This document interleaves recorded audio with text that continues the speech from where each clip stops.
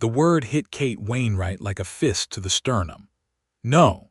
She said it quietly, but the single syllable cracked through the warm evening air of Caldwell, Kansas, like the report of a rifle shot, and every soul on the porch of the Drover's Rest Saloon seemed to hold their breath at once. The lanterns hanging from the eaves swayed in a faint prairie wind, casting Charles Ramsey's face in alternating gold and shadow, and what Kate saw there, the raw, unguarded devastation in those dark gray eyes, very nearly undid her entirely. He had asked her. He had actually asked her. After 7 months of careful distance, of measured words and deliberate restraint, Charles Ramsey had stood before her on this ordinary Thursday evening in September of 1878, his hat turning slow circles in his hands, and asked her to be his wife. And Kate, who had promised herself, who had sworn on the fresh grave of every dream she'd once carried, that she would never again surrender herself to the particular destruction that marriage could deliver, had said no. Kate. His voice was low, not pleading. That was the terrible part. He was not pleading. He was simply saying her name, the way a man says the name of something he already knows he cannot keep. "I told you," she said, and she hated how unsteady her voice sounded, hated that her hands were trembling at her sides. "I told you from the beginning, Charles, I said it plainly. I will not marry again, not for any reason, not for any man." He absorbed that. Let it settle over him the way dust settled after a hard ride, slowly, completely, coating everything. The muscle in his jaw tightened once, then released. "I heard you," he said. "I heard you every time you said it." "Then why?" "Because I was hoping you'd change your mind." A ghost of something that was not quite a smile crossed his mouth. "And because even if you don't, I'm not going anywhere." Kate stared at him. The prairie wind moved through the gap between the buildings and lifted a strand of dark hair across her cheek, and she did not push it away because her hands were not capable of moving just then. "What does that mean?" she said. "It means exactly what it sounds like." He set his hat back on his head with the particular deliberateness of a man making a decision he intends to keep. "You said you will not marry again. I said I will wait beside you anyway. Those two things can both be true at once, Kate. I've made my peace with it." She opened her mouth, closed it, opened it again. "That is the most foolish thing I have ever heard a sensible man say." "Probably," he agreed, and something in his quiet certainty broke something open inside her that she was not prepared for, not tonight, not ever. And that was where everything truly began, though to understand why those words shattered her the way they did, you had to go back to the beginning. You had to go back to the woman Kate Wainwright had been before she became the woman who said no. The year 1874 had arrived in Abilene, Kansas, with the particular cruelty that only the Kansas plains could produce in winter. A sky the color of pewter hammered flat, a wind that had no mercy and no bottom. Kate was 22 years old and freshly arrived from Springfield, Missouri, with a cedar trunk containing everything she owned and a marriage certificate to a man named Gerald Wainwright, cattle broker, age 31, whose letters had been charming and whose hands, as it turned out, were not. She had not gone into the marriage blind, or not entirely. She had known Gerald was not a gentle man in the way that some men carried gentleness like a natural thing, the way water carried its own weight. But she had believed, the way young women trained to believe in the salvational power of love will always believe, that her presence would smooth him, that the domestic life they would build together would give him somewhere to put the harder parts of himself. She had been wrong. She had been wrong in the specific, comprehensive way that leaves a permanent mark. Gerald Wainwright was not a monster in the storybook sense. He did not lock her in cellars or strike her in the street. What he was a man who believed that a wife was a possession to be managed, who kept Kate's movements controlled and her opinions discouraged, and her friendships slowly, systematically severed until she found herself, by the end of the second year, almost entirely alone inside a house that smelled of boot leather and tobacco and resentment. He gambled and he drank, and when the gambling went badly, which it often did, He came home with a particular kind of silence that lived in the body like a held breath before a storm. She had endured it because women in 1874 in Abilene, Kansas, had limited alternatives, and because she carried, tucked into the locked drawer of her most private self, a stubborn, quiet hope that things could be different. That hope lasted until the winter of 1875, when she found, quite by accident, a packet of letters in the breast pocket of Gerald's good coat while she was mending a torn seam. The letters were from a woman in Wichita. They had been ongoing for at least 2 years, which meant they had started before the wedding. The betrayal was total and geometrically precise. It reached back before the marriage had even begun, rendering the entire foundation false, every promise built on a trap she hadn't known existed. Kate had sat with those letters in her lap for a very long time in the cold kitchen while the fire burned low and something inside her had closed. Not broke exactly. Closed. The way a wound closes when the body decides it has no more blood to spare. She had confronted Gerald. He had not denied it. What he had done, with the particular cruelty of a man who had never developed the capacity for shame, was shrug. "What did you expect?" he'd said. "You were a convenient arrangement. I needed a respectable wife. You needed a provider. We've both gotten what we bargained for." She had been quiet for a long moment. Then she had said very calmly, "I want a divorce." Gerald had laughed, not with humor, with contempt. "Women don't just decide that," he'd said. But Kate Wainwright had, it turned out, iron at her center that even she had not previously been required to discover. She had written letters. She had found a lawyer in Topeka, a quietly principled man named Aldrich who believed, unusually for the era, that the law should occasionally accommodate the wronged rather than exclusively the propertied. It had taken 16 months, every dollar of household money she had managed to save in secret, and a documented case of abandonment and adultery before the Kansas courts. But by the spring of 1877, Kate Wainwright was a divorced woman. She had been 25 years old, alone, and in possession of a freedom so new and so hard-won that she intended to guard it with her life. She moved to Caldwell that summer.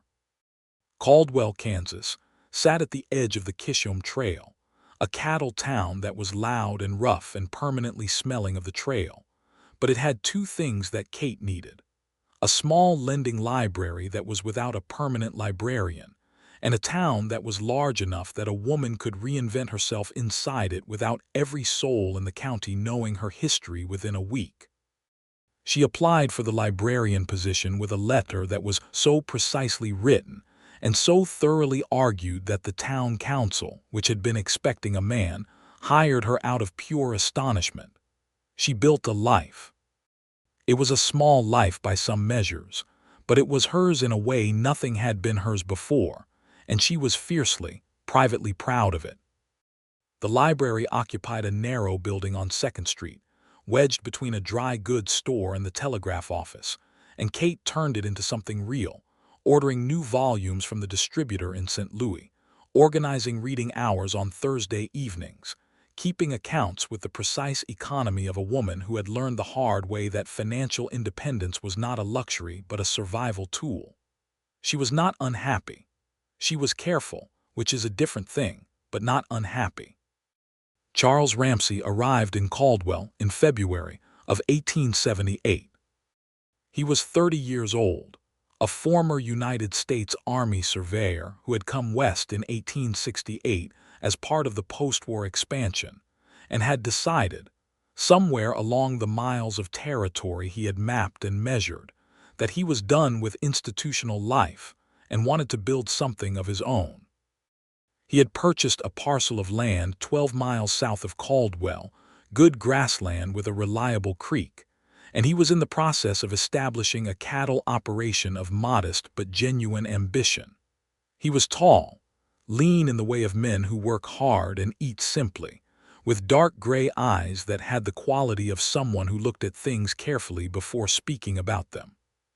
He came into the library on a cold February afternoon looking for maps. "Geological surveys of the southern Kansas Territory," he said, in a voice that was deeper than Kate had expected, removing his hat with the automatic courtesy of a man well-raised. "I was told you might have access to government land records." "I have the 1874 Territorial Survey," Kate said, without looking up from the ledger she was posting. "And the Preliminary Railroad Commission maps from 1871. They're incomplete on the southern watershed, but they're what exists." There was a brief silence. Then, "You've read them." "I've read everything in this building." Another silence. She looked up then, because the quality of his quiet was not the dull quiet of a man waiting to be helped, but the attentive quiet of a man who had found something interesting. He was looking at her with the gray eyes and the expression of someone recalibrating. "That must be useful," he said. "It is," she agreed. She brought him the surveys. He spread them on the reading table and asked her questions, and the questions were good questions, the kind that came from someone who understood land and water and the way the Earth's own logic shaped what could be built on it. They talked for 2 hours. Kate found herself genuinely engaged, which was something she had not been prepared for, and when the lamp began to burn low and she said the library was closing, he rolled the maps carefully and thanked her and left, and Kate stood alone in the room afterward with the strange, uncomfortable awareness that she had just had the best conversation she'd had in months. He came back a week later, then again the week after that. He was never without a reason.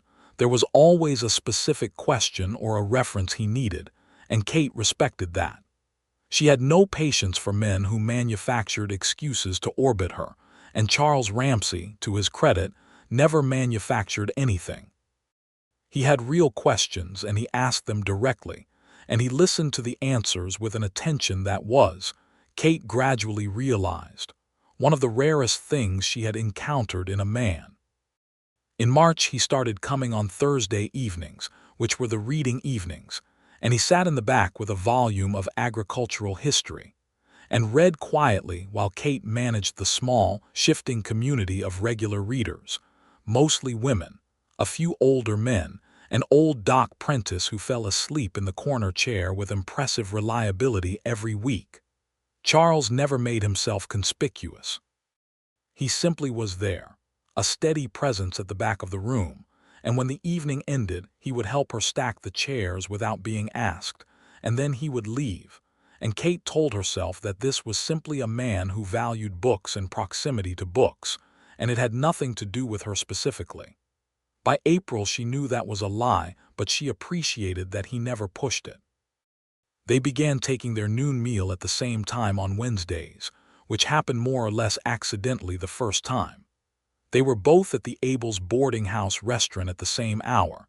The only 2 seats available were at the same small table, and sitting together had been a practical rather than romantic arrangement. But by the 3rd Wednesday it was no longer accidental, and by the 6th Wednesday Kate had stopped pretending it was. She liked him. That was the plain fact of it, and she faced it the way she faced uncomfortable truths, directly, with the specific brand of self-awareness that her particular history had hammered into her. She liked Charles Ramsey with a clarity and specificity that was distinct from the young, hopeful, formless emotion she had carried into her marriage. This was different. It was grounded in the things she had actually observed about him, that he was patient, that he was honest in a way that occasionally made him blunt but never unkind, that he had principles he applied consistently rather than selectively, that he was capable of genuine humor and capable of genuine silence in equal measure, and that he looked at her not through her, not around her, but at her, as though she were precisely the person he wanted to be talking to. She liked him, and she was afraid of what that meant, and she told him so in late May in the direct way that had become their conversational standard. They were walking back from the Wednesday meal, and she stopped on the wooden sidewalk outside the telegraph office and said, "I want to be very clear with you about something." He stopped, turned, waited with that quality of attention that she'd come to recognize as characteristically his. "I was married," she said, "for 3 years. It was a disaster in the specific, documented sense. I am divorced, which I know is a thing that carries a certain social weight in this town, and I don't particularly care about that, but I want you to understand that the experience has left me with no interest whatsoever in repeating the arrangement. None. Not with anyone. He was quiet for a moment, and she watched him process this, not react to it, process it, which was different. I understand, he said. I'm not being falsely modest or strategically reluctant, she continued, because she needed him to understand this fully. I'm not one of those women who says no while hoping someone will persuade her otherwise. When I say I won't marry again, I mean it absolutely.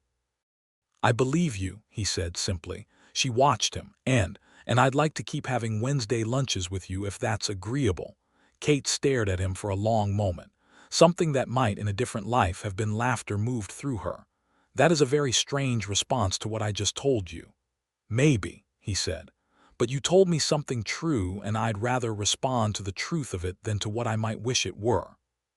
She had walked away from that conversation with the unsettled feeling of a woman who has planted a fence post with great care, and returned to find it standing exactly where she'd put it, which should have been satisfying, and yet.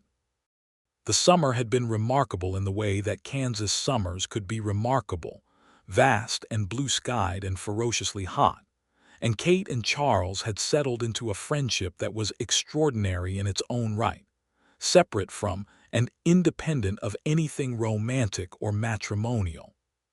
He talked to her about the land, about the way the creek system ran and what it would mean for the cattle operation in a dry year, and she talked to him about the books she was reading, and about the small dramas of library patronage, and about the letters she wrote to her younger sister Clara in Missouri, and about the complex, unresolved question of what kind of life a woman could build for herself in 1878 in a cattle town in Kansas, when she had decided that marriage was not going to be the architecture of that life. He listened. He offered opinions when she asked for them and withheld them when she didn't, which was a skill she had come to consider nearly miraculous in a man.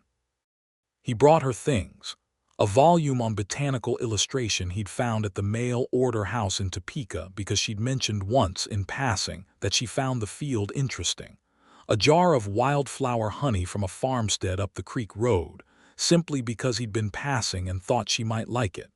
Nothing extravagant, nothing that carried the weight of courtship in the conventional sense, nothing that could be read as pressure.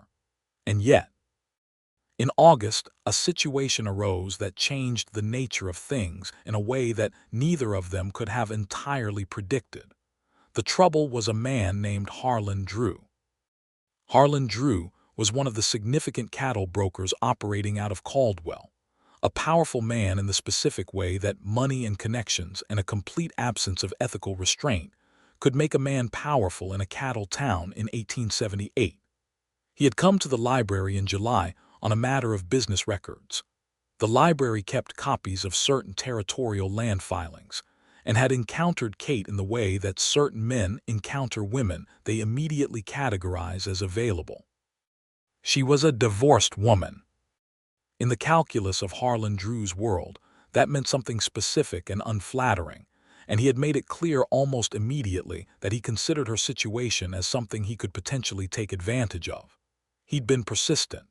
Not violent, not yet, but persistent in the grinding, entitled way of men who have never encountered a no they were required to honor. He came to the library repeatedly on thin pretexts. He arranged to be at the same restaurant at the same times. He sent twice gifts of the kind designed to establish obligation, a basket of goods from the mercantile, a length of fine fabric.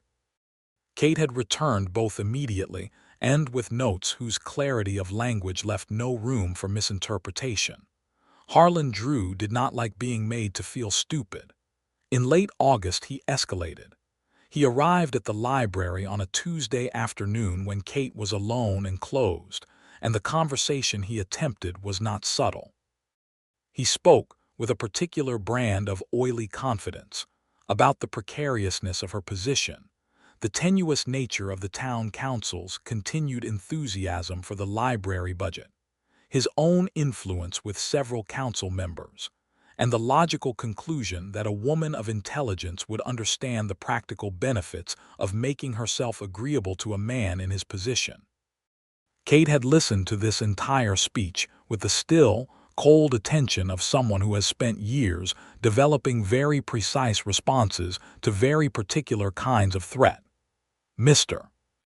Drew," she said, when he finished, "if you attempt to influence the library's municipal funding in retaliation for my declining your company, I will go directly to the Caldwell commercial, which I happen to know is looking for exactly this kind of editorial material about the way certain powerful men conduct their business interests, and I will give them a very thorough account of this conversation. I keep very good records." She said this with complete calm because she meant every word of it, and because she had, in fact, already taken the precaution of writing a detailed letter to the newspaper's editor, a principled woman named Helen Marsh, which sat sealed in her desk as insurance. Harlan Drew had stared at her for a long moment with the look of a man trying to decide whether she was bluffing. She was not bluffing. He left, but the expression on his face as he went through the door was the expression of a man filing something away rather than letting it go, and Kate knew the situation was not finished. She told Charles about it the following Wednesday, in the straightforward way she told him things, and watched his expression move through a careful sequence of emotions: attention, concern, and finally, a very controlled anger that he kept absolutely in hand, but which was visible in the set of his jaw and the stillness of his hands on the table. "He has friends on the council," Charles said. "I know. If he moves against the library budget, I have a letter at the commercial that will print within a week of any such move," Kate said. "I've already spoken to Mrs. Marsh." Charles looked at her with an expression she had come to recognize as his version of admiration, which was different from most men's version because it contained no surprise at her competence and no condescension underneath it. "You'd thought of all of this already," he said. "I've been dealing with men like Harlan Drew my entire adult life," she said. "You learn to think 3 moves ahead. Is there anything you need from me?" It was the right question. Not "what are you going to do about it, not let me handle this. What do you need from me?" "Not yet," she said, "but I'll tell you if that changes." It changed in September. Harlan Drew, apparently concluding that Kate's threat about the newspaper was serious enough to require an alternate strategy, took a different approach. He began spreading a particular kind of rumor through the cattle trade community, the kind that had nothing to do with facts and everything to do with the specific vulnerabilities of a divorced woman's reputation. The rumors were not outrageous enough to be clearly actionable, but they were persistent and calculated. Implications about the nature of her relationship with various male patrons of the library, suggestions that the manner of her divorce bore investigation, the particular whisper campaign of a man who had decided that if he couldn't have something, he would damage it. Kate became aware of the rumors through Martha Cobb, wife of the dry goods store owner next door, who came to her one morning with the awkward, worried expression of a woman who was trying to deliver bad news as kindly as possible. "I thought you should know," Martha said, "because you have a right to know what's being said. And because most of us who know you know it's rubbish." Kate thanked her. She maintained her composure through the conversation and through the rest of the morning and through the lunch hour. Then she went into the back storage room of the library, where the periodicals were kept, and she allowed herself exactly 10 minutes of the specific, quiet fury that was her version of breaking down, and then she put it away and went back to her desk. That evening Charles came to the library just before closing. He had heard. It was a small town, and she had known he would hear. He stood in the doorway with his hat in his hands, and she could see, from the particular quality of his stillness, that he was angry in a way that was not entirely controlled. "Kate," he said. "I know," she said. I know." She looked at him steadily. "I need you to hear me very carefully right now. I do not need you to go and confront Harlan Drew on my behalf. I do not need you to fight anyone. What he's doing is a coward's game, and the answer to it is not a more physical version of the same thing. Charles looked at her. "What do you need, then?" "I need people like you and Martha Cobb and Doc Prentice, and everyone who actually knows me to keep on behaving as though what he's saying is beneath contempt, because it is, and to keep on keeping my company in public, because that matters in a town like this. And I need Mrs. Marsh to have a conversation with her husband, who sits on the town council, about the pattern of behavior of certain influential cattle brokers." He was quiet for a moment. "You have a plan." "I always have a plan." "The plan is social and institutional rather than physical. The plan is one that doesn't put anyone in a fight with a man who has money and men behind him," Kate said flatly. "Which is what a physical confrontation would become, and which would accomplish nothing except give him something else to use against both of us." Charles put his hat back on his head with that deliberate gesture she recognized. "All right," he said. "Tell me what you need me to do." What she needed him to do, it turned out, was both simple and significant. He came to the library on his usual days. He attended Thursday reading evenings. He walked with her to and from meals without any change in his behavior, and without any self-consciousness about the fact that people were watching. He spoke about her to his acquaintances in the cattle trade, and he had acquaintances there. Men who respected his judgment with the straightforward, matter-of-fact regard of someone whose opinion of a person was not subject to revision based on gossip. He went once to speak to Mrs. Marsh's husband James at the council, not about Kate specifically, but about the general principle of how the library funding was a genuine community investment and how any political interference in it would reflect poorly on those who attempted it. He did these things quietly and without fanfare, and without ever suggesting that he was doing them for any reason other than that they were the right things to do. The situation with Harlan Drew resolved, as such situations sometimes do, not through a dramatic confrontation, but through the slow, grinding reality of a man discovering that his intended damage had not taken root. The rumors lost their energy when the community declined to amplify them. Helen Marsh ran a quietly pointed editorial about the importance of civic institutions and the dangers of powerful men using financial influence against them. 3 members of the cattle trade community, men who had direct business dealings with Charles and who valued his judgment, made their private opinions of Drew's behavior known to him in the language that cattle brokers understood best, which was the language of future business and its potential absence. Drew did not retaliate directly. He was too shrewd for that. He simply retreated, filing his defeat away in the same careful register as his earlier attempt, and Kate was aware that he was not gone, merely recalculating, and she kept her letter current at the commercial as a permanent deterrent. It was during this period, the September weeks of the Drew situation and its aftermath, that something shifted between Kate and Charles in a way that could not be entirely explained by logic or practicality.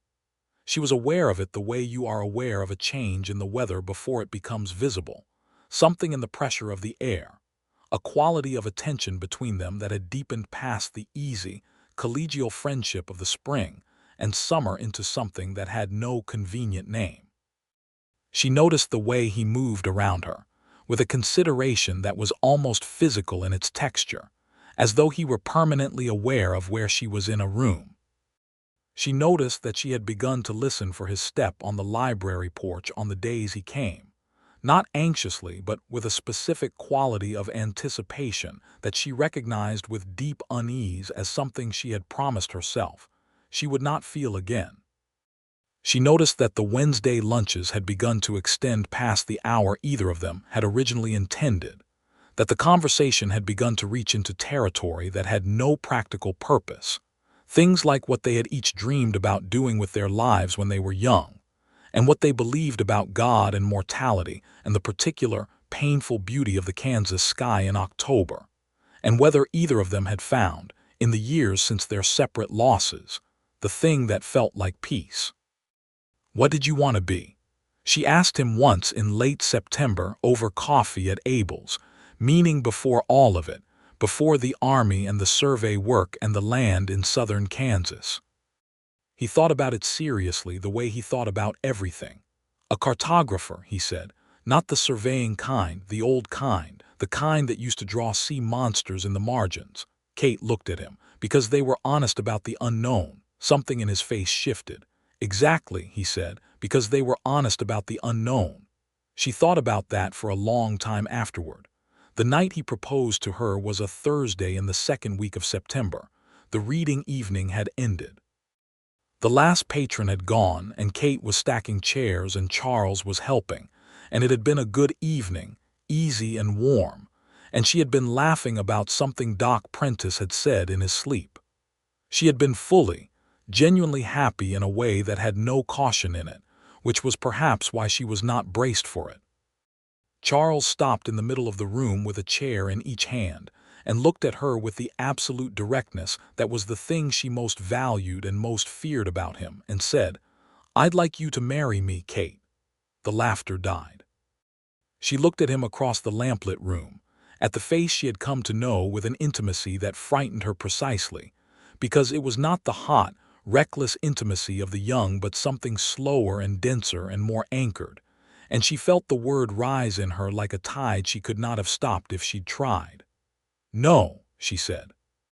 And then they were on the porch, in the lantern light, and she had said all the things she had said, and he had said what he said, and the prairie wind had moved through the gap between the buildings, and he had put his hat back on his head. The walk home that night was the longest Kate had made in years. Not in distance.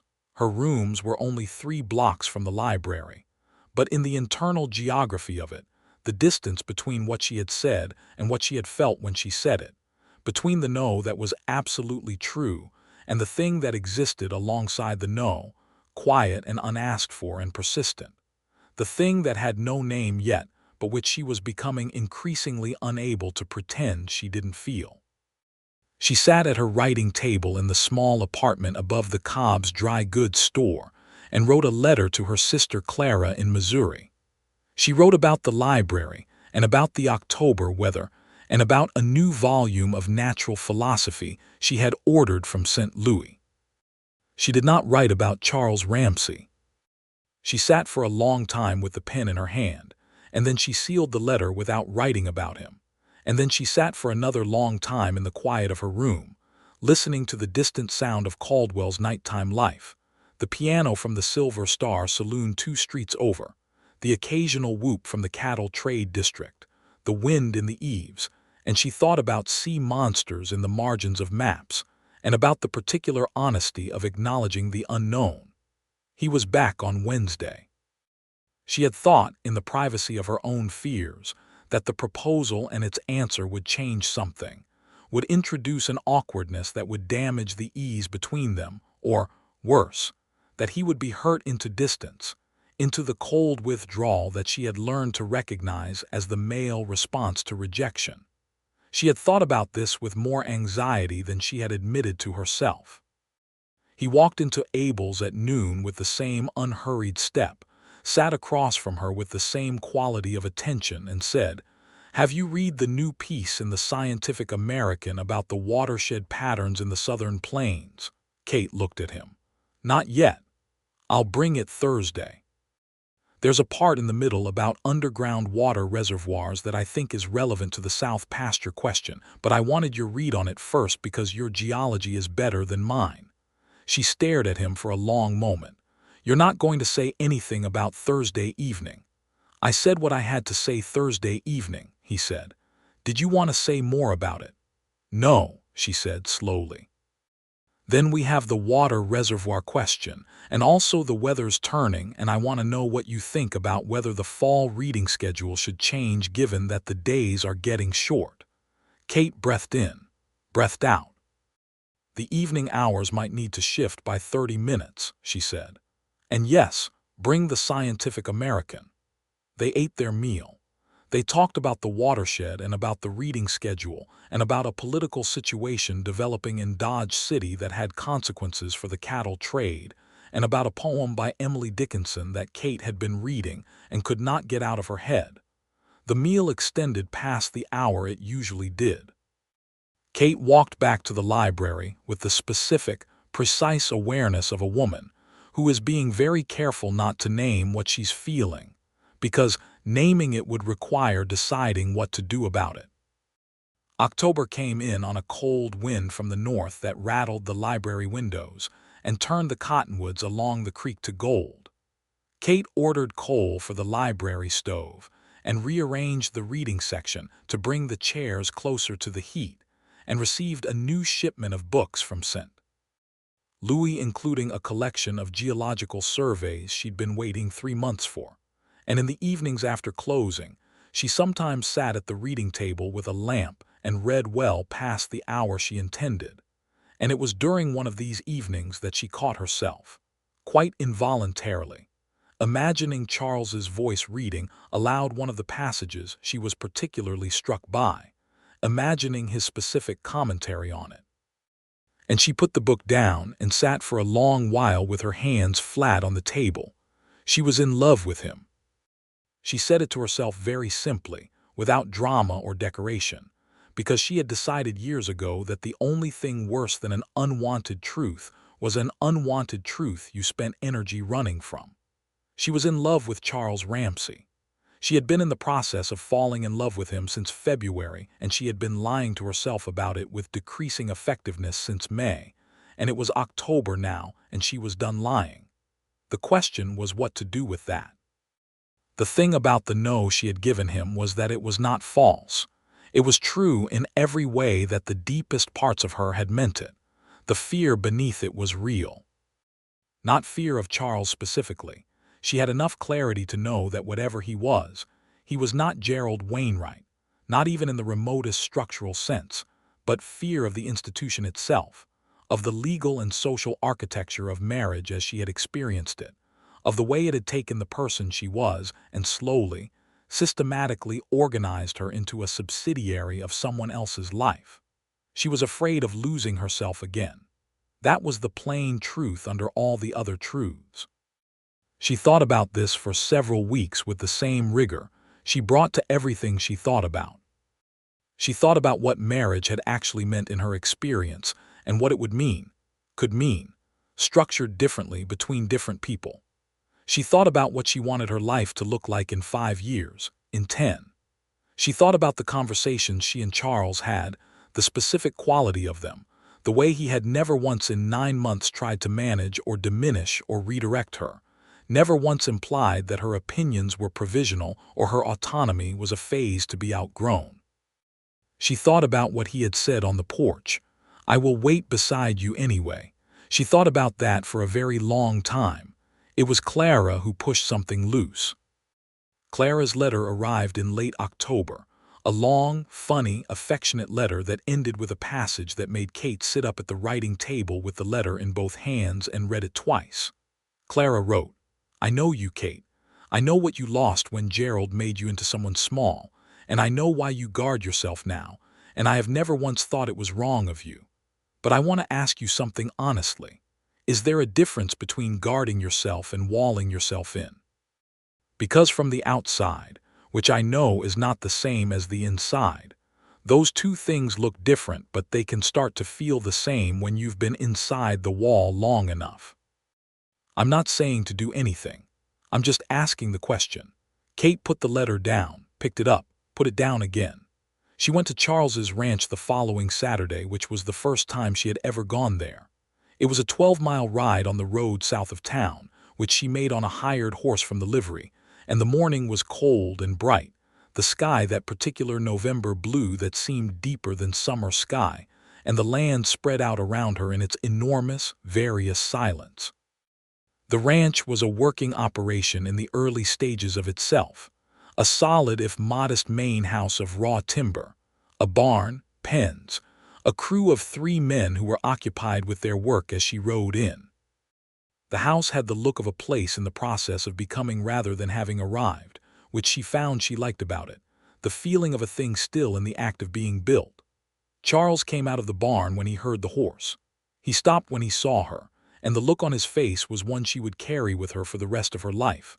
Not triumph, not satisfaction, Not the look of a man who has won a contest he'd expected to win, but simple, unguarded joy, the kind that has no strategy in it. "Kate," he said. "I need to talk to you," she said. He helped her down from the horse and they walked to the house, and he made coffee on the cast iron stove, and they sat at the plain wooden table in the kitchen, and Kate wrapped both hands around her cup and looked at him. "I have been thinking," she said, "very carefully for several weeks, about the things I know about myself, and the things I know about you, and the things I know about what has happened between us this year." He waited. "I am going to say something that is true, and then I am going to say something else that is also true, and both of them are going to be true at the same time, and I need you to understand that." "All right," he said. "I love you," Kate said. She said it with the same directness she brought to difficult truths, without decoration, looking at him straight. "I have been in love with you for some time, and I have been very stupid about admitting it to myself, and I am sorry for the weeks that cost you." Something happened in his face that was quiet and enormous. "And," she continued, "I am still deeply afraid. Not of you, not of who you are. I am afraid of the institution, of what it has the legal and social power to do to a woman's autonomy. Of what it did to me specifically, and to the person I was." She paused. "I need you to understand that fear is real, and it is not going away because I've admitted I love you." "I understand that," Charles said. His voice was very steady. "So here is what I want to say to you." She looked at him. "I want to be with you. I want to build something with you. I want more Wednesdays and more Thursdays and more days like this one where I rode 12 miles in November cold because I needed to say something to you in person." She breathed. "And I am asking you, I am not saying yes to marriage. I am asking you if you are willing to let us be what we are for a while longer, and to trust that I will come to the rest of it when I can trust it fully. Because when I marry you, and I am not saying when to manipulate you or to keep you uncertain, I am saying it because I believe it is true, it will not be done halfway or out of fear. It will be done because I am choosing it with my whole self." The silence in the kitchen was the kind that holds a great deal. Charles put his coffee cup down. He looked at her with those gray eyes that she had been reading for 9 months now, and she could see everything in them: the love, the relief, the patience that was genuine and not performative, and something else, something she identified after a moment as the expression of a man who has been offered exactly what he wanted and is still trying to make sure it is real. "I told you I'd wait beside you," he said. "I know. I meant it then. I mean it now." "I know that too," Kate said. "That's why I rode 12 miles. He reached across the table and put his hand over hers on the coffee cup, and Kate, who had not permitted herself to be touched like that in years, did not pull away. They sat in the November kitchen for a long time after that, talking, the way they always talked, about everything and nothing and the space between. And outside the ranch kitchen windows the Kansas sky was the color of deep water, and the cottonwoods were bare and silver in the cold light. And Kate Wainwright felt something she had forgotten was possible, the specific, irreplaceable feeling of being entirely present in her own life without fear of what it would cost her. November became December. They did not pretend there was no courtship in what they were doing, but neither did they rush it. Charles came to the library on his usual days. Kate came to the ranch on Saturdays when the weather permitted, and sometimes when it did not. They rode together on Sunday afternoons when the light lasted long enough, heading south on the creek road, where the land opened out into its full, ambitious scale. And they talked, or did not talk, in the easy way of people who have learned each other's rhythms. There were hard conversations during this time, the kind that real intimacy requires. Kate told him things about her marriage that she had not told anyone, not even Clara. The specific texture of what it had meant to be slowly reduced, the way it had happened not in dramatic events, but in 1,000 small depletions that were individually deniable and collectively devastating. She told him about the letters she'd found in Gerald's coat, and about the 16 months it had taken to secure the divorce, and about the Topeka lawyer Aldrich who had been a kind of minor, unassuming hero in her life, and about the thing Gerald had said to her, that she was a convenient arrangement, and about sitting with that in the cold kitchen with the fire burning low. Charles listened to all of it with the quality of attention that she had come to understand was one of the deepest forms of care he was capable of, receiving what she gave him without flinching and without reflexively minimizing, and without the particular male discomfort with women's pain that tends to result in it being redirected or repackaged into something more comfortable. "You should know," he said, after she had told him the worst of it, "that nothing you've just told me changes anything. Not a detail of it. I know," she said, "and I want to say something that might sound strange given the context." "Say it." "I am glad you got out," he said. "I am glad you were stubborn enough and brave enough and smart enough to get out because it means you're here. And I know that's a selfish thing to say because getting out cost you everything, but I can't quite manage not to be glad." Kate looked at him for a long time. "That is not a strange thing to say," she said. "That is actually the correct thing to say." He told her things too. About his years with the army, which had not been without their own particular costs. The things he had been asked to do during the expansion period that he was not proud of. The way the settlement of the West was being conducted on the backs of people who had been there long before the survey teams arrived. The Cheyenne and the Comanche and the Osage. Dispossessed by legal instruments and by force in ways that the men executing the policy were sometimes too comfortable to examine. He had examined them. He had left the army in part because he could not continue to contribute to a system whose premises he found increasingly difficult to defend. "I am not a hero for leaving," he said. "Leaving was the minimum. I am aware of that." "The minimum is more than most people manage," Kate said. He talked about his own family, the death of his father when Charles was 15, the years of managing a Missouri farm with his mother and younger brother before the army, the particular loneliness of a surveyor's life which was beautiful in its way but constitutionally solitary, and not something a person could sustain indefinitely without finding themselves slowly hollowed. "I am not a naturally solitary person," he said once, looking out at the creek from the fence line of the south pasture on a December afternoon when the ice was beginning at the water's edges. "I can do it. But it costs." "I know what you mean," Kate said, thinking of the evenings in her apartment above the dry goods store, the particular sound of a town at night from inside a solitary room, the strange poverty of it even when everything material was perfectly adequate. Christmas arrived in Caldwell with 6 inches of snow, and a community supper at the Methodist church that Kate attended with Martha Cobb and her family. And Charles came with 2 of his ranch hands and sat 2 tables over and caught her eye across the room at one point and smiled. And it was such a plain, uncomplicated, private smile. The smile of a man who is happy to see the person he loves in the same room, that Kate had to look away before whatever was on her own face became visible to Martha Cobb, who was already watching with the satisfied attention of a woman who had an opinion about the situation and considered her opinion correct. "He's a good man, Kate," Martha said on the walk home. "I know that," Kate said. "You know that in your head," Martha said gently, "which is not always the same place." Kate thought about that all the way home through the snow. January of 1879 arrived with a cold that was ferocious even by Kansas standards, the kind of cold that made the timbers of the buildings snap in the night and turned breath to vapor the moment it left the body. Charles rode into town twice in conditions that Kate considered inadvisable and said so, and he said he had been riding in worse for years and wasn't going to stop on her account. And something about this small, domestic dispute over the wisdom of riding in dangerous cold made Kate aware, with a clarity that was almost funny in its timing, that she was not afraid anymore. Not of this. Not of him. Not of what it would mean to say yes. The fear was still there in the abstract, the way scar tissue is still there after a wound has healed, present and palpable if you pressed it, but no longer the governing fact of the body. The scar was real.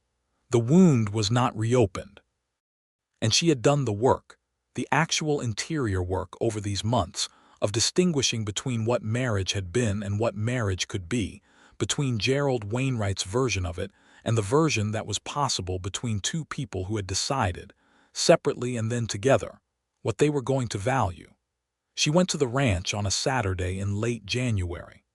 The snow was hard and dry underfoot, and the sky was the white gray of February coming. Charles was in the barn with one of the hands, dealing with a colt that had a problem with its foreleg, and Kate waited in the barn out of the cold, watching him work with the animal with the patient, skilled attention he brought to everything he put his hands to, and she thought about all of it, the whole year of it. From the cold February afternoon, he'd walked in looking for geological surveys to this barn in January, with the light coming through the gaps in the boards in slanted white lines and the colt shifting nervously in its stall. When the hand had gone and Charles had washed up at the pump near the barn door and come to stand beside her, she said, simply, "Ask me again." He went very still. "Ask me again, Charles." He turned to face her. The barn was cold and it smelled of hay and horses and the specific clean cold of a Kansas winter, and his face in the flat January light was everything she knew it to be, careful and true and incapable of pretending, and he said, in the same voice he'd used on the library porch in September, without dramatics, without performative urgency, "Will you marry me, Kate?" "Yes," Kate said. The single syllable filled the barn the way the first one had filled the library porch, with a weight that changed the air around it. Then Charles crossed the space between them and she let him hold her, which was perhaps the more radical act, to permit herself to be held without reservation in the cold barn in the January light, her face against the rough fabric of his coat, his arms careful and warm around her. They stood like that for a long time. "I want things to be different," she said, from somewhere near his collar. "Tell me what different looks like." "The ranch, it's your land, I know that. But the way we run it together, the decisions equal," he said, without hesitation. "You say that now. I have watched you manage a public library on a municipal budget in a cattle town for 9 months, he said. "I know what you're capable of. Equal is not a concession I'm making, it's a recognition of fact." Kate made a sound that was part laugh and part something with no other name. "I want to keep the library," she said. "I would not have expected anything else." Even after Kate, he pulled back slightly to look at her. "The library is yours. It has always been yours. I would no more ask you to give that up than you would ask me to give up the land. These things aren't incompatible." She looked at him. "No," she said slowly. "They're not, are they?" "Not at all," she breathed. The barn was cold and it was January and she was 30 years old and she had rebuilt herself out of the rubble of a disaster with her own hands. And she was standing in a barn in Kansas choosing to trust again, not blindly, not desperately, but with the full, examined knowledge of what trust meant when it was given carefully. "All right," she said. "Then yes. Absolutely yes." They were married in March, the 17th of March, 1879, in a simple ceremony at the Caldwell courthouse with the town judge, a gentle and slightly deaf man named Horace Pell, officiating. The witnesses were Martha and William Cobb and Doc Prentice, who for once did not fall asleep, and Helen Marsh from the commercial, and Charles's 2 ranch hands, who stood in the back with their hats off and their faces scrubbed pink, looking moved and slightly startled by their own movedness. Clara had come from Missouri. She had arrived 3 days before the wedding on the afternoon stage, carrying a bag and wearing the expression of a woman who has been hoping for something for a long time and is being careful not to cry about getting it. She and Kate had sat up late 2 nights in a row talking in the way that sisters who love each other talk, about everything that had happened and everything that was going to happen, and at one point Clara had said, "Tell me what he's like," and Kate had thought about it for a long moment and then said, "He is exactly what he appears to be. There is no gap between the surface and what's underneath. I have looked for a gap and there isn't one." "That's rare," Clara said. "Exceptionally," Kate agreed. The ceremony was brief and precise. Kate had written her own portion of the vows, with Judge Pell's accommodating agreement, which meant that when she stood in the courthouse and spoke the words that bound her, they were her own words and not words composed by someone who had never met her.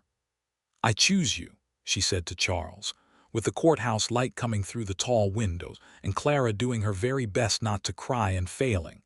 "Not because I need you, but because my life is fuller and better and truer with you in it than it would be without you. I am not surrendering myself to this marriage. I am bringing myself to it entirely and expecting the same from you." Charles's expression when she said those words was something she would describe to Clara later that night as the look of a man who has finally arrived somewhere he was always trying to get to. His own words were simpler. "I have loved you since February," he said, "and I will love you until there is nothing left to love with, and I will spend the rest of my life making sure you never have cause to regret the choice you made today." Judge Pell, who had been officiating weddings for 22 years and had heard a great many vows, cleared his throat twice after that because something appeared to be requiring it. The spring and summer of 1879 were the kind of time that Kate would later mark as the period in which she learned what happiness was when it was structural rather than episodic. Not the happiness of a good afternoon or a particularly good book or a satisfying problem solved, but the kind that was woven into the daily fabric of life. Present in the morning when she woke, and in the evenings when she came home from the library, and in the ordinary Tuesday evenings when Charles was going over the ranch accounts at the kitchen table, and she was reading beside the lamp and neither of them needed to say anything because the room itself was full enough. The library remained. Kate rode into town 4 days a week and managed it with the same rigor and investment she had always brought to it, ordering new volumes, expanding the collection in directions the community needed, maintaining the Thursday reading evenings which had grown, by the summer of 1879, to include a formal reading circle of 12 regular members, mostly women, several of whom had begun borrowing books on a consistent basis that Kate suspected was, for some of them, the first real reading they had done since childhood. This mattered to her in a way that was not small. In 1879 in Caldwell, Kansas, access to books and to the ideas inside them was not a trivial thing. It was a lifeline, and Kate understood it as such with the visceral clarity of someone for whom books had been, during the worst of the Gerald years, the one space where no one could make her small. Charles's cattle operation grew through that year in the careful, steady way of a plan well executed. He was not a man who bet everything on a single season, which Kate found she respected more as she watched it in practice. The disciplined expansion, the attention to water and pasture management, the fair treatment of his 3 hands, who stayed on and were joined by a 4th that summer. He was known in the cattle trade as a straight dealer, a man whose word was sufficient and whose accounts were always accurate, and Kate found that this reputation reflected the same person she knew at the kitchen table, which was, she reflected, the most reliable test of character she knew of. The Harlan Drew situation had a final chapter that autumn. Drew made one more attempt to damage Kate's standing. This time, a legal challenge to the library's land title that claimed a prior filing conflict, a claim that was both false and technically complex enough to require legal response. Kate wrote to the Topeka lawyer Aldrich, who had helped her with the divorce, and Aldrich came to Caldwell, examined the filings, and demolished the claim in front of the county judge with the particular efficiency of a man who had been waiting to deal with Harlan Drew for reasons entirely his own. The judge awarded costs against Drew. Helen Marsh ran the full account in the commercial. Harlan Drew left Caldwell the following month for Dodge City, which was, Kate noted to Charles over dinner, exactly where he belonged. "Is it wrong," she said, "to find that satisfying?" "Enormously satisfying," Charles said, "and no, it isn't wrong." In October of 1879, Kate discovered she was pregnant. She sat with this knowledge for 2 days before she told Charles, not because she was uncertain about how he would respond, but because she needed, in the particular way she needed all important things, to sit with it alone first and understand her own response before she brought it into the shared space of their life. Her response was complicated in the way honest responses to complicated things are. She was happy, genuinely happy, in a way that surprised her with its fullness. She was also afraid in the new specific way of a woman in 1879 who understood what childbirth meant in terms of risk, and in the older specific way of a woman who had been remade once and was aware that a child would remake her again, and who valued her selfhood in ways that made remaking not entirely welcome. She told Charles on the third day, at the kitchen table after supper, in the straightforward way she told him things. He was quiet for a moment after she said it. Then he reached across the table and held both her hands in his and said, "How are you feeling about it?" Not congratulations first. Not excitement before she'd had a chance to say what she felt. "How are you feeling about it?" "Happy," she said, "and scared, both simultaneously and fully." "That seems exactly right," he said. They talked about it for a long time that night. About the practical arrangements, the midwife in town who had the best reputation, the possibility of traveling to Wichita for the delivery which had better medical facilities, the question of how to manage the ranch if it was a difficult pregnancy.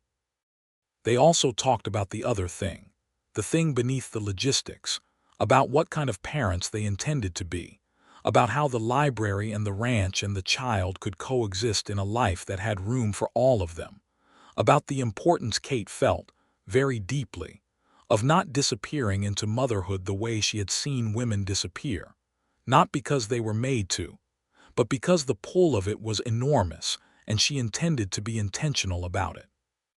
"I need you to know," she said, "that I will love this child completely, and I will also continue to be myself." "I would not expect otherwise," Charles said. "Some men say that and then, Kate."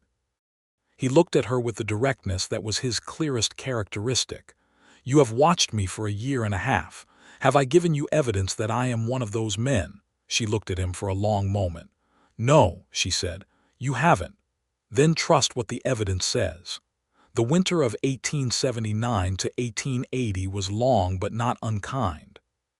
Kate's pregnancy was straightforward for the first months, the cold months, which she spent largely at the library through December and January, working at a pace she acknowledged was perhaps slightly unreasonable but which kept her feeling like herself, which she had decided was a legitimate medical requirement. Charles drove her to and from town on the cold days and did not fuss about it, or rather, did not fuss about it in ways she found irritating. He fussed about it in ways that were practical and useful, which was different. Clara came from Missouri again in March, 2 weeks before the due date. Kate's midwife, a competent and experienced woman named Mrs. Forster, had estimated. She and Kate were in the middle of a long, rambling conversation about the future of the library, and about a letter Kate had been drafting to the Kansas State Education Board, about funding for rural libraries, when Kate went quiet in the middle of a sentence and looked at Clara and said, "I think now might be the time to find Mrs. Forster." The labor was long and hard in the honest way that labor in 1880 was long and hard, and Kate endured it with the same quality of focused, internal determination she brought to everything. And Charles, who Mrs. Forster had permitted to remain in the next room on Kate's specific instruction that she did not want to hear any male pacing in the hallway, sat in the kitchen with Clara's husband Thomas, who had come along, and Doc Prentice, who had driven out from town and who seemed, for once, completely awake. At dawn on the 23rd of March, 1880, a boy was born. He was healthy and loud and had his father's gray eyes, which made Kate laugh in her exhaustion, and she held him in the March morning light of the bedroom and felt the specific, unrepeatable enormity of the thing, which was different from every description she had read of it and more real than she had been prepared for. Charles came in and sat on the edge of the bed and looked at his son with an expression that Kate would have been unable to describe accurately, and after a while he said, very quietly, "What should we call him?" Kate had thought about this. "I want to name him Aldrich," she said, "for the lawyer in Topeka." Charles looked at her. "The man who helped you with the divorce." "The man who made it possible for me to have a life," Kate said. "This life, eventually." Charles was quiet for a moment. "Aldrich Ramsey," he said, as though weighing it. "Then that's a good name." "I think so, too." Clara came in and held the baby and cried properly and without apology, and Doc Prentice was heard from the kitchen saying something that involved the word magnificent. And outside the windows of the ranch house, the Kansas March was being its complicated self, half winter and half spring, and the cottonwoods along the creek were just barely beginning to bud. Life settled into a new shape. Kate returned to the library in May, when Aldrich was 6 weeks old, initially for 3 days a week and then back to 4 by summer. She had arranged, with the meticulous practicality that had always been her great strength, for Mrs. Clara Hendricks, the wife of one of the ranch hands, who was intelligent and needed income, and was known to be excellent with children, to care for Aldrich on the days Kate was in town. It was an arrangement that worked well for everyone, and that Kate had no guilt about whatsoever, having decided early in the pregnancy that guilt about choosing to maintain her own professional life was not something she was going to indulge. Charles understood this so thoroughly that he had, of his own initiative, arranged the compensation for Mrs. Hendricks as part of the ranch's accounts without being asked, having identified it correctly as both a family necessity and a professional support. And Kate had found the entry in the accounts one evening and looked at it for a long time with a feeling she could only have called gratitude of the deepest and most particular kind. The library had grown again. By the summer of 1880, the collection had expanded enough to fill the original shelving twice over, and Kate had, through a combination of tenacity and a written proposal she had submitted to the Kansas State Education Board in February, secured a modest increase in municipal funding that allowed for an expansion of the building by 12 feet along the back wall. She had organized and supervised the construction herself, which gave the Caldwell commercial cause for a small story about the town library's growth that Helen Marsh wrote with barely concealed delight. Harlan Drew had by this point been thoroughly removed from Caldwell's landscape. He had made a run at some land deals in Dodge City that had collapsed badly, and his name came up occasionally in the cattle trade as a cautionary example, which Kate found she had no feelings about one way or the other, except a quiet, practical satisfaction that the machinery of consequence had eventually reached him. Aldrich Ramsey learned to walk on a warm September morning when he was 18 months old, in the kitchen of the ranch house, taking 6 determined, slightly catastrophic steps between Kate's hands and Charles's outstretched arms, and the look on Charles's face when he caught the boy was a thing that Kate kept, very privately, as one of the images she returned to when she needed to remember what it was to be fully, fundamentally in the right place. The years of the early 1880s were years of building. The ranch grew. Charles added 10 good horses and expanded the cattle operation into the south pasture, and the creek management he had designed proved its worth during the dry summer of 1881, when several neighboring operations found their water unreliable, and his did not. He was known in the county by this point as a man of both substance and judgment, and the combination brought its own kind of quiet authority. Kate's library expanded again in 1882, this time through a direct application to a National Library Society in New York that had begun funding rural Western collections, a grant Kate had researched and applied for with the same thoroughness she applied to all things. The grant was awarded, and the announcement appeared in both the Caldwell commercial and, to Kate's astonished satisfaction, in a short notice in the St. Louis Republican, which was the city paper that had served as her primary book source. The notice called the Caldwell Library an example of cultural investment in the Western Territories and mentioned Kate Ramsey by name, and Kate read this notice at her desk in the expanded library, and thought about the woman who had arrived in this town 5 years ago with a cedar trunk and a divorce certificate, and the specific, frightened determination to build something that could not be taken from her, and felt a great deal, all at once, about the distance between that woman and this one. She wrote to Clara that week. She had been writing to Clara every month without exception since the early days in Caldwell, and the letters had become a kind of record, not only of what was happening but of who Kate was becoming. And Clara, who had her own life now in Missouri, a husband and 2 daughters and a small school where she taught reading, wrote back with the same frequency and the same quality of sisterly attention.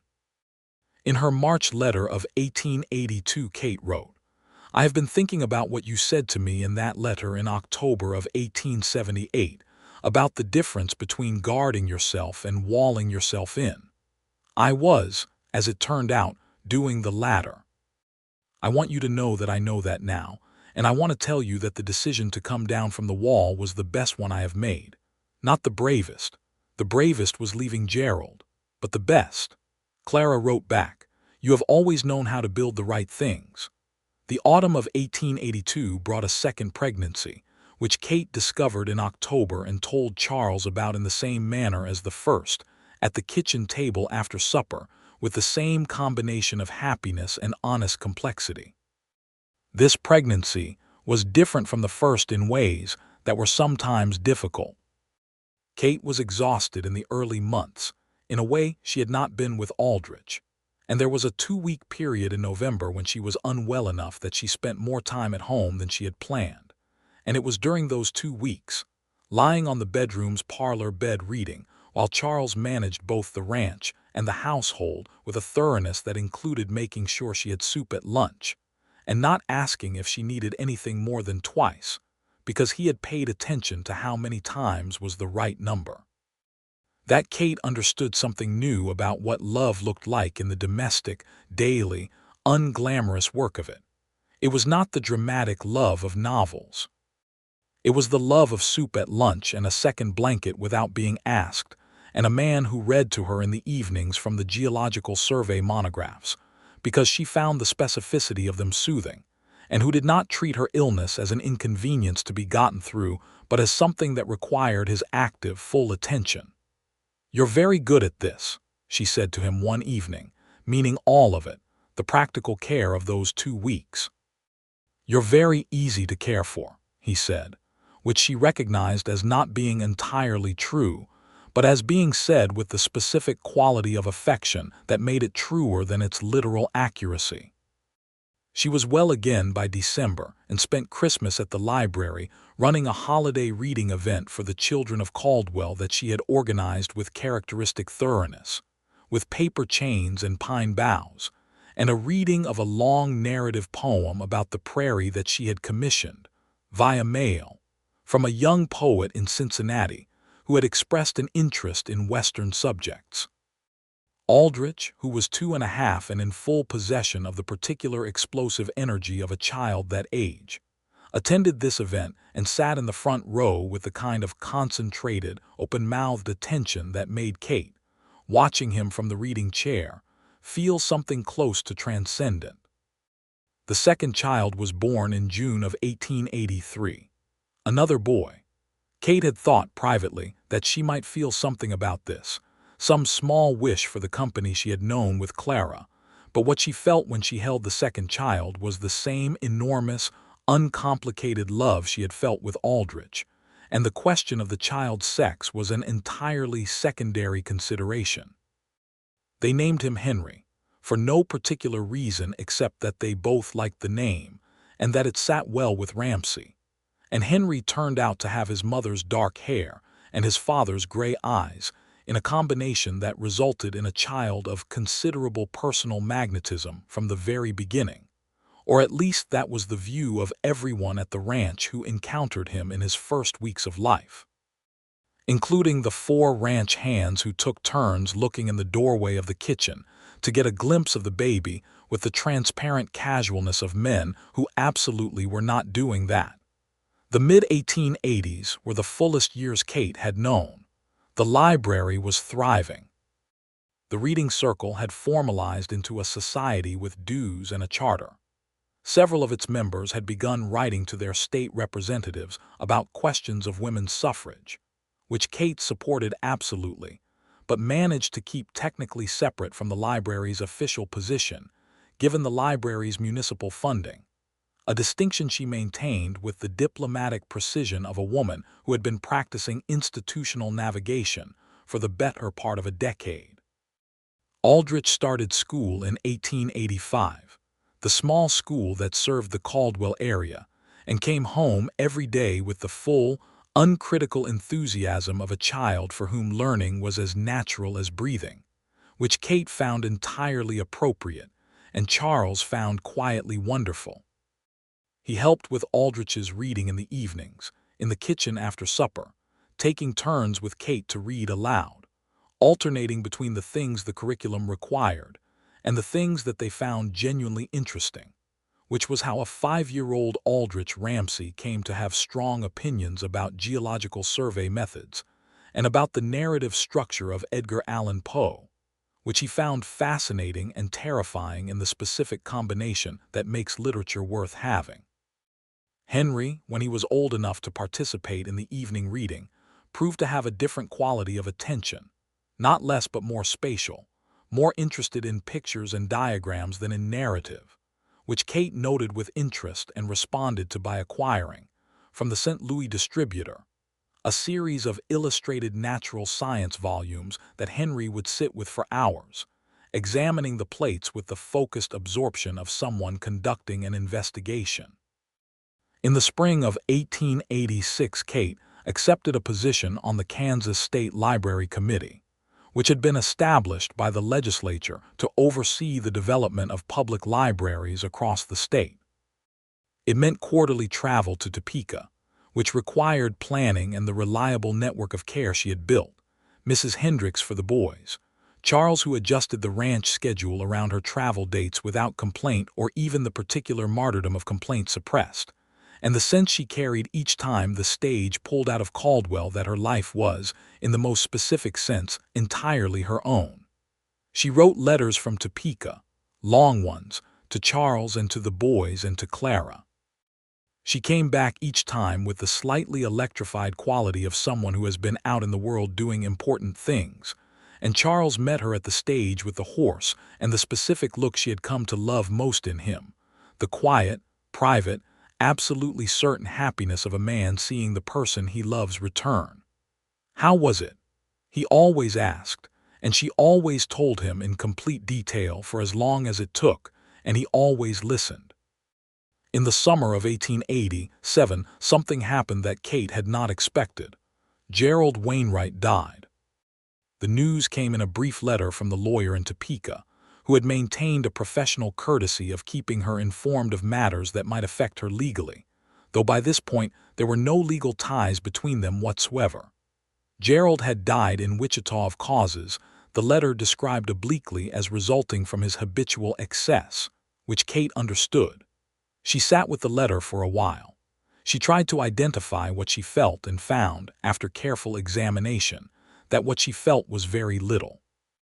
Not satisfaction, not grief, something closer to the settled acknowledgement that a chapter has closed properly that had been closed improperly for years. She told Charles about it that evening and he listened, and they sat with it together in the kitchen for a little while, and then they talked about other things, and that was the right way to handle it and she knew that it was right. "Are you certain you're all right?" he asked once. "I am genuinely all right," she said. "The man he was is something I resolved a long time ago. This is just the formal end of a story that was over before it properly ended." Charles nodded. He understood formal ends. Life continued to build itself, in the ordinary, extraordinary way of lives that are going well. Aldrich was 7 and Henry was 4, and the ranch was producing well and had expanded to include a small grain operation that Charles had developed after 2 dry cattle years prompted a strategic diversification. Kate's committee work in Topeka had led to the establishment of 3 new rural libraries in the western counties, a thing she was more proud of than almost anything in her public life. The library in Caldwell had become, by this point, a genuine institution, The kind of thing a town puts in the brochures it sends to potential settlers. And Kate received, occasionally, letters from women in other parts of Kansas asking how she had built it, and she answered every one of them with the thoroughness the question deserved. Charles was 39 in 1887, and Kate 35, and on a warm September evening they sat on the porch of the ranch house, the same porch they had expanded the previous spring with a good heavy timber railing, and watched the boys chase fireflies in the gathering dark, Aldrich tall and intent and Henry round and shrieking with delight, and the creek murmured somewhere in the cottonwood dark, and the sky above the Kansas plains was doing the thing it always did at dusk in September, deepening through a series of colors that had no name adequate to them. "I want to tell you something," Kate said. Charles turned from the view to look at her. "I want to tell you that I know what it cost you," she said. "When I said no, when I made you wait, when I was so afraid that I couldn't see clearly for months." "Kate, let me say it," she said gently. "I know it was hard. I know you waited and you were patient and you did not push, and that took something from you that you don't generally talk about. And I want you to know that I see it and I am grateful for it in a way I haven't said plainly enough." Charles was quiet for a moment. The boys' voices drifted across the yard, Henry's higher, delighted, Aldrich's lower and slightly bossier, which was a character consistency she had been dealing with for years. "You were not wrong to be afraid," Charles said. "What you went through gave you good reasons to be afraid. My waiting was not a sacrifice in the way you're making it sound. I was not waiting in anguish. I was simply staying because I wanted to be wherever you were, and if that meant beside you instead of beside you as your husband for a while, that was still where I wanted to be." Kate looked at him for a long time. "You mean that?" "I have never once said anything to you I didn't mean," he said, with a quietness that was the most solid thing she knew. She reached across and took his hand, and they watched the boys run in the dark until Henry tripped over something invisible, and Aldrich pulled him up and they ran on, and the fireflies continued their anonymous, generous business of illuminating the dark, and the September sky went on deepening above the Kansas plains. The following spring Kate discovered she was pregnant for the third time, and this she told Charles with considerably less anxiety and considerably more of the uncomplicated happiness that had been harder to access the first 2 times. She was 36, which was not nothing, and she said so to Mrs. Forster, who was still the midwife she trusted most, and Mrs. Forster said that at 36, a healthy woman in good condition had nothing to fear that reasonable care wouldn't address. This pregnancy was the easiest of the 3. Kate was energetic through most of it, continuing her committee work into the autumn and her library work through the winter with only minor adjustments, and the reading circle members, several of whom had been present since the beginning, treated her condition with the warm, pragmatic affection of women who had been through it themselves and knew what mattered. Aldrich and Henry were told about the baby with the same directness that Kate brought to all communication. Aldrich, at 8, was thoughtful about it in a way that she found touching. Henry, at 5, immediately declared that the baby should be named after the illustrated fish volume he had been studying, which he called the Perch Book, and which resulted in a few days of the entire household calling the unborn child Perch before Kate gently redirected the conversation.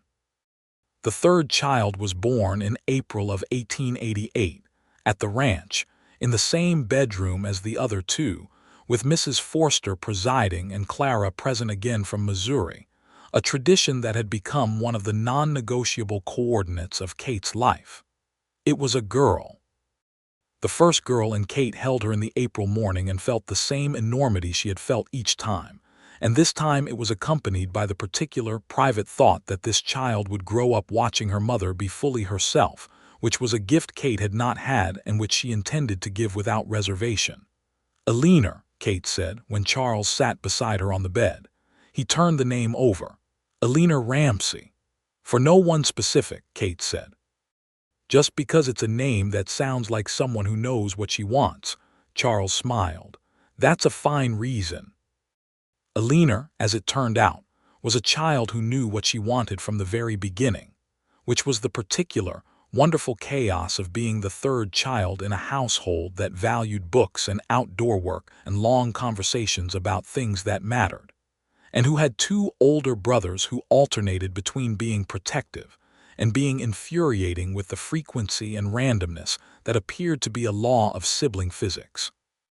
The library added a children's reading section in 1889, organized and decorated by Kate and several of the reading circle members, with small chairs and a selection of illustrated volumes, and a weekly story hour on Saturday mornings that became, within the year, one of the most attended events in Caldwell's civic calendar.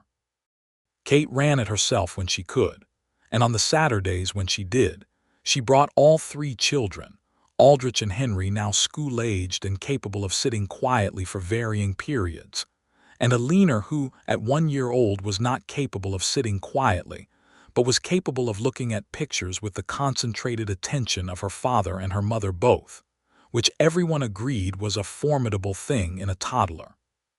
Charles and Kate had been married for 10 years in March of 1889, and on the day of their anniversary Charles came home from the south pasture at midday, which he did not usually do, and found Kate at the library desk and sat down across from her with his hat in his hands in the position she had first known him in and said, "I want to ask you something."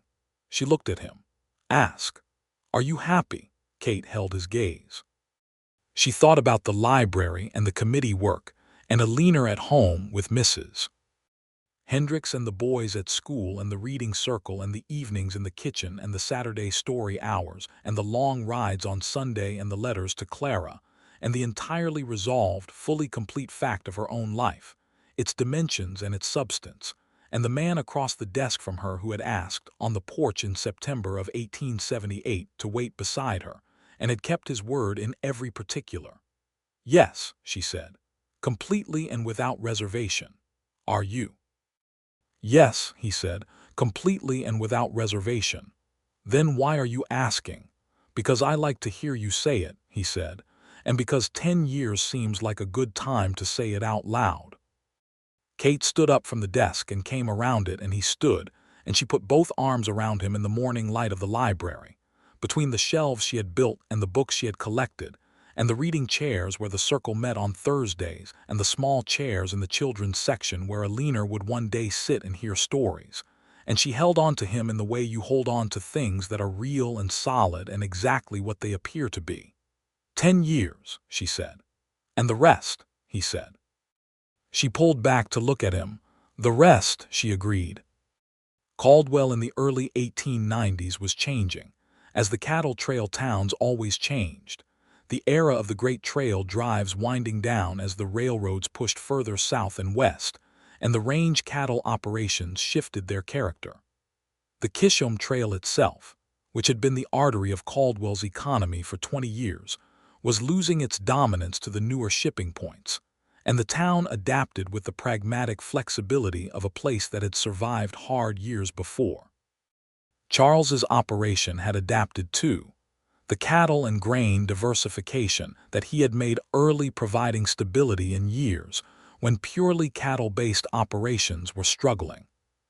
He was respected in the county's agricultural community with the particular respect that comes from having been right in advance, and Kate watched him navigate the changes in the industry with the same quality of deliberate, careful intelligence she had always admired in him. The children grew. Aldrich was 15 in 1895 and had inherited his father's quality of careful attention and his mother's independence of mind in a combination that expressed itself, in adolescence, as a determined interest in law, specifically in the ways that legal structures could be used to protect people who needed protecting rather than exclusively to consolidate the position of those who already had it. Kate, who thought about the Topeka lawyer Aldrich, for whom the boy was named, every time she heard her son discuss his ambitions, found this entirely logical and entirely moving. Henry, at 12, was the outdoors one, more at home in the south pasture than in the library, although he read the natural science volumes with a dedication that was its own kind of scholarship. He had decided he wanted to study veterinary medicine, which in 1895 was a field in active development, and Charles was already making quiet inquiries about the agricultural colleges that were beginning to offer proper programs in the territory. Eleanor, at 7, was conducting a comprehensive and largely unsanctioned investigation of the entire library collection, beginning with the illustrated natural science volumes in the children's section, and moving steadily toward the adult shelves with the determination of a child who does not consider the word restricted to be a meaningful concept. She had Kate's precision with language and Charles's quality of attention, and she read with the absolute, consuming focus of someone who has discovered the specific joy of a world that reliably delivers more than expected. Kate continued on the State Library Committee through the 1890s and had been instrumental, by the middle of the decade, in establishing 17 rural libraries across Kansas, a fact that the state librarian had mentioned in his annual report to the legislature in terms that Kate thought were accurate if slightly formal. She was 43 in 1895, and the person she was at 43 bore the same relation to the woman who had arrived in Caldwell in 1877 that a river bears to the spring that fed it, recognizably the same source but immeasurably larger and deeper, and carrying everything it had gathered along the way. Charles, at 47, was as healthy and deliberate as he had always been, slightly grayer at the temples in a way that Kate had told him once, laughing, was an aggressive improvement, and he had looked at her with the gray eyes and said, "I take no credit for it, it just happened," which was so precisely his manner that she had kept it. They had a conversation one evening in October of 1895 about what they wanted the next decade to look like, the kind of conversation that is both practical and intimate in the way that long marriages can make those things identical. "I want to go east," Kate said. "Not to stay, to visit. Clara hasn't seen Eleanor in 2 years, and I want all 3 children to see what a city looks like so they know the world is larger than Kansas." "St. Louis," Charles suggested. "St. Louis, and possibly Chicago if we're going that far. There's a library conference in Chicago in the spring." Charles was already making the calculation, the ranch schedule, the timing. May would be manageable, he said. May, Kate agreed. They went in May of 1896, all 5 of them, a journey that was significant in the way family journeys are significant, as much for what they revealed about each other in new contexts as for what they saw. Aldrich, at 16, navigated Chicago with the focused attention of someone already filing everything away for future professional use. Henry, at 13, was interested in the livestock exhibitions at the agricultural show with a professional engagement that made other exhibitors look at him twice. Eleanor, at 8, was rendered almost speechless by the Chicago Public Library, which occupied a building of a scale she had not previously thought possible, and stood in the central reading room for a very long time looking up at the ceiling with the expression of someone making a decision about their life. Kate stood beside her and watched her daughter look up at the ceiling of the Chicago Public Library and felt the specific, quiet happiness of a woman watching the future take its first clear steps. "It's very big," Eleanor said finally. "It is," Kate agreed. "We should make ours bigger." "We should certainly try," Kate said. Charles, who was standing on Eleanor's other side, caught Kate's eye over their daughter's head, and they shared the look that required no words, the look of 2 people who have built something real together and are watching it become more real than they imagined. Clara and her family were incensed. Louis, and the reunion was the kind that 12 years of monthly letters made possible, full of the warmth of people who know each other completely across distance, and find the in-person version of that knowledge even richer than the written one. Clara's daughters were grown now, and Clara herself was exactly who she had always been, funny and sharp, and full of the particular love that certain sisters have for each other that is indistinguishable, at its core, from the love of people who have witnessed each other's hardest moments and chosen to stay. "You look entirely happy," Clara said to Kate on the second evening when the children were elsewhere and the two of them were sitting with tea on Clara's parlor porch. "I am entirely happy," Kate said. "Not just content. Not just content." Kate looked at her sister. "There is a difference." "I know the difference," Clara said. "I've been watching you learn it for 20 years. They went home to Caldwell in June, the five of them on the eastbound stage and then the train, and when they crossed back into Kansas, into the flat, enormous, particular sky of it, all three children pressed against the train windows in their different ways, Aldrich measuring the horizon with his serious eyes, Henry cataloging the wildlife in the creek beds, Alina watching the sky do the thing it did, deepening and widening and being more sky than anywhere else in the world appeared to be, and Charles, beside Kate in their seat, reached over and took her hand in the quiet, unhurried way of a man for whom this gesture had been the most natural thing in his life for 17 years. Kate turned her hand in his and held on. The train moved west through the Kansas afternoon, toward Caldwell and the library and the ranch and the reading circle and the state committee, and the children's story hour on Saturday mornings, and the Wednesday lunches and the Thursday evenings, and the Sunday rides on the creek road, toward the life they had built together from an honest no and an honest yes, and the remarkable, patient, luminous fact of a man who had said he would wait beside her, and had meant it without condition, and kept his word without exception. The sky was blue and wide, and the cottonwoods were green, and the creek was running, and Alina Ramsey pressed her small nose against the train window and watched Kansas coming toward her and said, to no one in particular, "I want to build something here." Kate looked at her daughter, looked at Charles. He was smiling in the quiet way she loved best. "You will," Kate said to Alina. "You absolutely will."